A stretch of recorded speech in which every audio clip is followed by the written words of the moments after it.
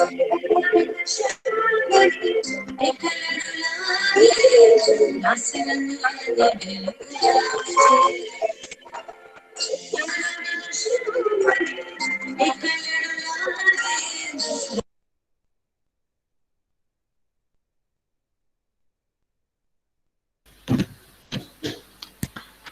you for using the tip to relax yourself. That was nice. So, good morning, everyone. We have completed unit number 5 and we have a unit test today. So, before we take the unit test, we'll do a quick revision of unit number 5.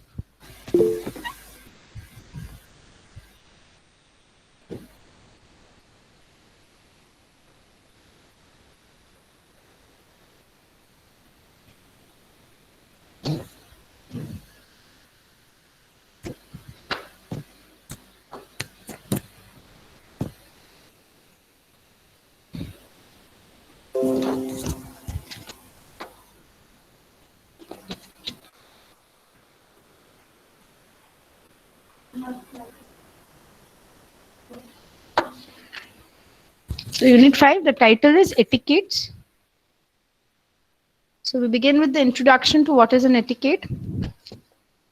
Etiquettes is actually a code of behavior, the way in which you behave in particular groups,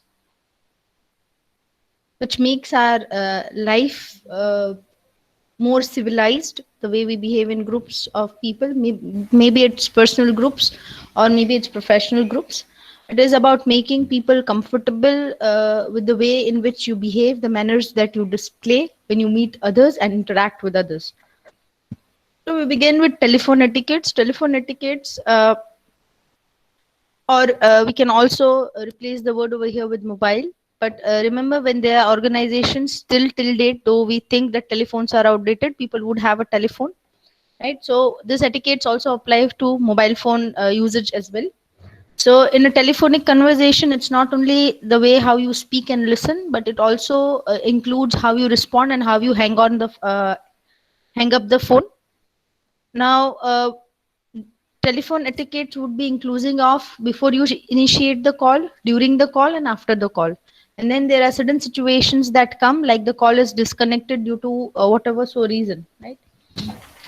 So before you start a call, what you need to do is you need to prepare a little preparation. Remember, in professional setups, everything is a three-step process: the before part, the during part, and the after part. Right. So what kind of preparations do you need to do? The very first thing, you should know why, the purpose. Wherever we have talked about workplace situations, workplace documentations, workplace communication, we have talked about the purpose. So the utmost important thing that you need to do is you need to know the purpose. Why are you making this call? Sometimes it so happens that when you call, you actually forget for what reason you have called, right? So for that, you have to be prepared. Why do you want to do it? You may always have a habit of jotting down points in a notebook or a diary, so that you remember exactly why you have called, what are the answers that have been given. You can note information as well. It is important to have a notepad and a pen ready when you are making a business call. That is being called preparedness for the call. Then in case you are calling, make sure you do not call from a landline, or if you call from a landline, make sure you give the person your mobile number which you would pick up. Remember, the phone would not directly be received by the person to whom you have to call. There would be always a mediator, or let's say the receptionist or the person who receives the call. Make sure the first thing that you do is you introduce yourself, give a background of your organization, and clearly mention to whom you want to talk to. One must remain patient while the phone is being transferred, and again reintroduce yourself when your phone is picked up by the desired person. Now, undesirable situations like disconnection of phone in between the talk might happen due to various reasons, but it is a code of conduct or a code of manner that you need to reconnect or redial the call in case it is disconnected suddenly, and apologize for the same or any kind of inconvenience that has been caused due to this disconnection of phone. Always try to develop a conversation in the telephone and not have just yes and no answers, question answers. You may use Telephone courtesies like, may I request you to transfer the phone to, I would like to speak to this person, etc. Right? Remember when you are calling, select a quiet place before you decide upon a call so that disturbances do not disturb the conversation. Moreover, we have to remember that confidential matters should never be discussed over the phone because there is always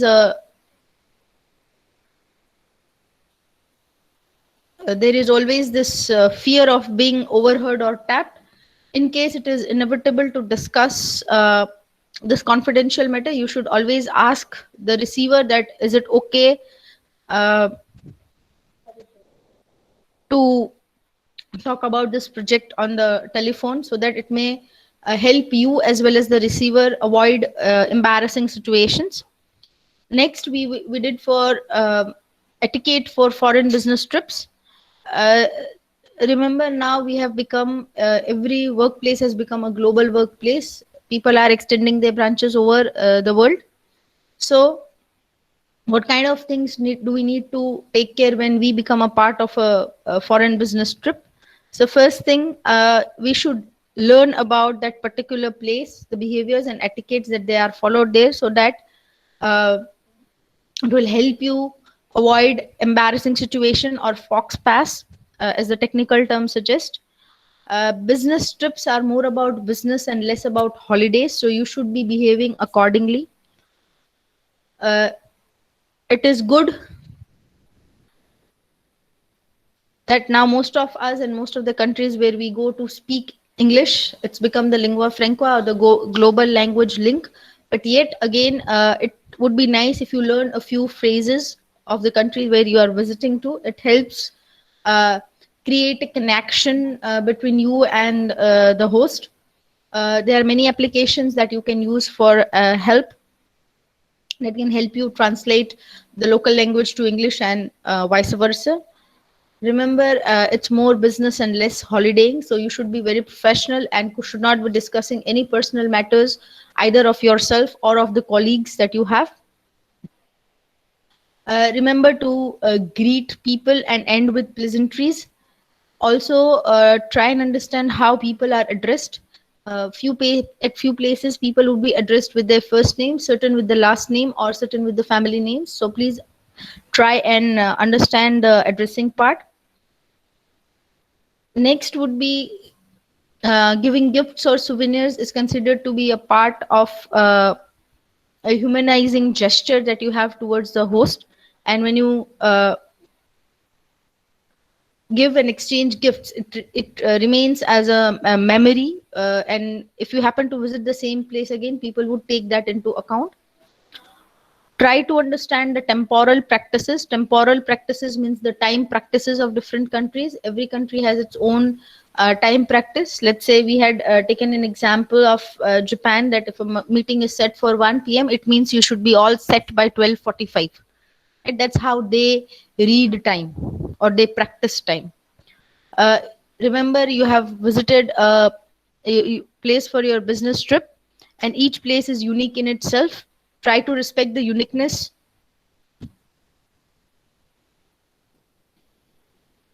and differences of the country and praise the country, do not critic the country.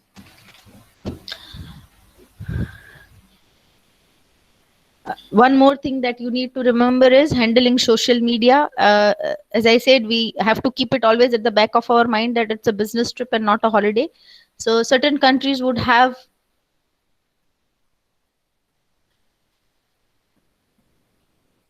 laws related to the internet services and policies related to the internet services and usage of social media websites, which you should not breach or break, because it's not going to be a healthy relationship if you break any laws of a country, right? They won't not want to do business with person like you. Next, we should not forget our colleagues back at home. Because you got a chance to travel to foreign, they had to also take care of your work. Remember to carry back some small gifts or souvenirs for them as well. Next, we talked about visits to foreign counterparts. So you have to respect the foreign clients' beliefs and cultural needs, and we should try and not make them feel like strangers. right? Because they are the people with whom we are going to deal for a longer duration of time. So what you can do is, the few specific tips that we had is, we can always have a translator, so that he or she can be a connecting link between you and the foreign client, so that they can talk in the same language. Language barrier is removed. uh, Learning a few words of greetings and exchanging pleasantries in the visitor's native language would be a good option. Remember always to prepare documents in both the languages, that is English and the native language. Such kind of mannerisms, when they are followed, it would help a smooth transition in business. Now, there are certain countries that we discussed about, and a few of them I'll highlight is, one, exchanging of business cards, which is very important. Two, punctuality is the utmost important form of courtesy in business. Giving gifts and presents as mementos is one of the things that's happened in business. Remember, for the Japanese businessmen, we had a special note that red colored cards are funeral notices, so you should not be sending a red card, uh, red greeting cards, in when dealing with Japanese businessmen. Then you have got the Arabs. Arab businessmen, men are known for their, men and women, or person, will take it as person. They are known for their lavish gatherings. They are warm-hearted, and they would greet the host and the visitors with the way of their own traditional greetings. Indian business people have become global, and now they are making a good balance between modernity and tradition. Here, still, in Indian business culture, we have the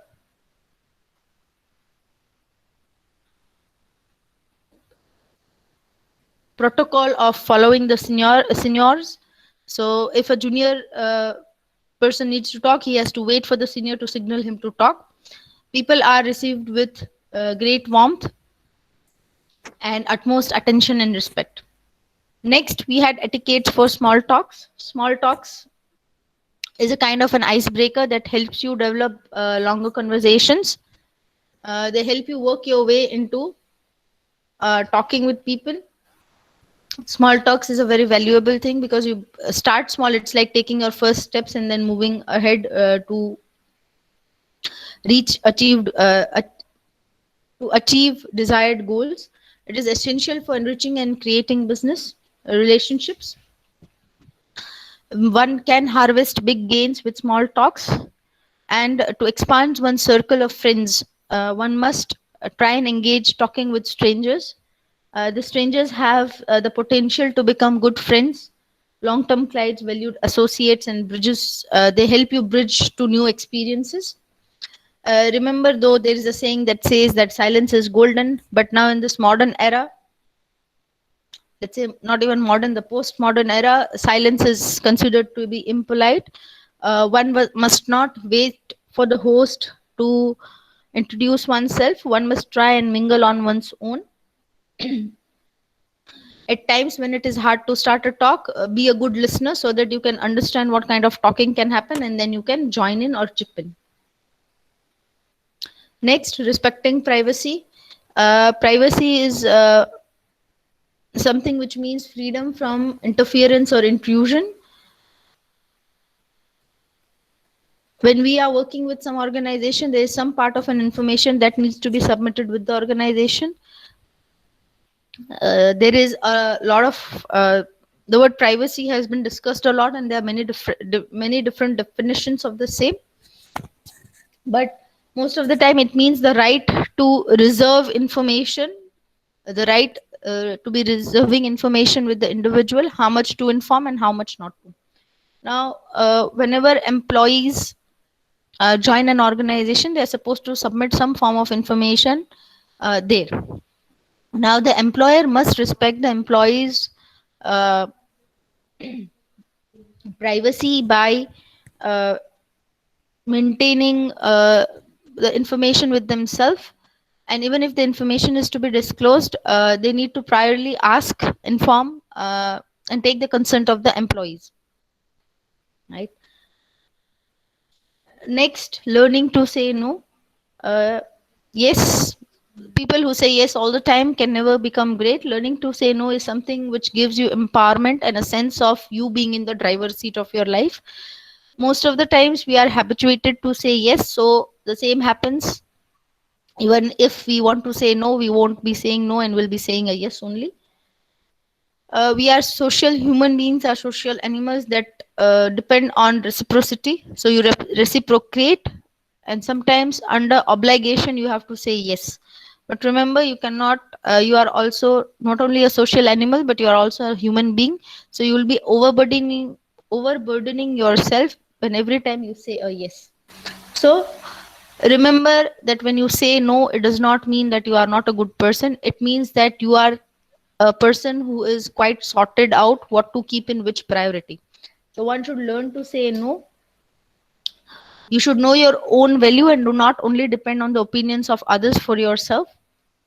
And whenever you say yes, you must ask yourself a question that whether it is worth saying yes.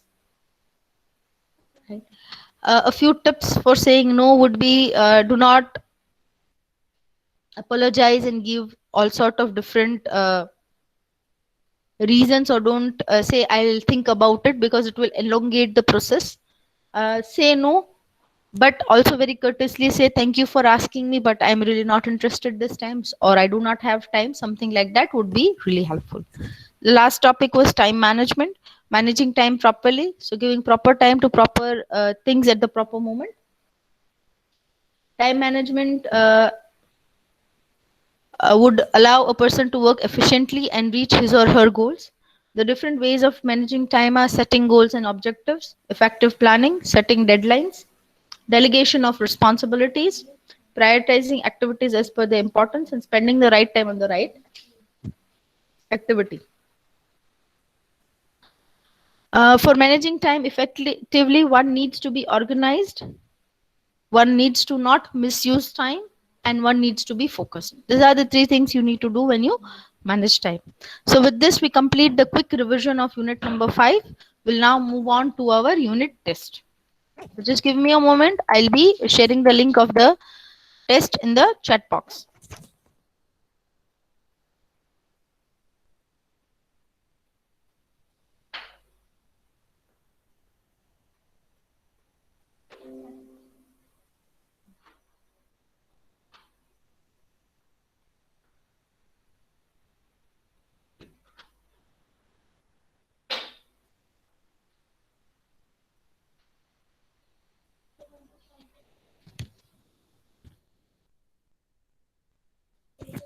So there you go. You have the test link pasted in the chat box. You may start attempting your test now.